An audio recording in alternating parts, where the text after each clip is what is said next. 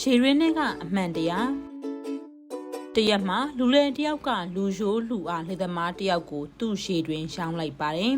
လူရိုးလူအားလင်းသူနဲ့အဆင်ပြေလိုအပ်နေရမို့လူလဲရောင်းလိုက်တဲ့ရှည်ရင်းကိုဝယ်ထားလိုက်ပါတယ်နောက်ရက်မနက်မှာလူရိုးလူအားကသူ့ရှည်ရင်းတွေကရှည်ခတ်ဖို့ပြစ်နေတော့ခုနကလူလဲကရောက်လာပြီးမင်းကငါရောင်းလိုက်တာရှည်ရင်းမဲ့လေ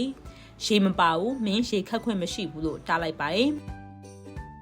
လူရိုးလူအားကလည်းစိတ်အလွန်ညှစ်သွားပြီးတရားရုံးကိုတိုင်ကြားစာရှိလိုက်ပါတယ်။သူ့တိုင်ကြားစာကိုရခြင်းအမှုစစ်ဖို့ရေရင်းမိုင်ရှင်လူလေရောဝယ်လိုက်တဲ့လူအားကိုပါတရားရုံးမှာတရားရင်ဆိုင်ကြရပါတော့တယ်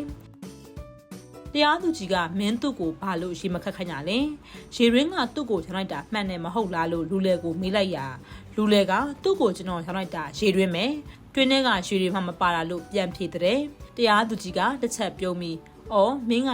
ရေတွင်းချောင်းလိုက်ပြီလဲဆိုပြီးဒီတွင်းကရေတွေကမင်းဟာလို့ပြောတော့ဒီတွင်းထဲမှာမင်းရေတွေထားခွင့်မရှိဘူးတွင်းကမင်းပိုင်ဘူးလေဒီတော့ရေတွေထားဖို့အတွက်ငှားကပေးရမယ်ငှားကမပေးချင်ရင်မင်းရေတွေအကုန်ထုတ်ယူသွားအဲ့တွင်းထဲမှာမထားနဲ့လို့အမိန့်ချလိုက်တဲ့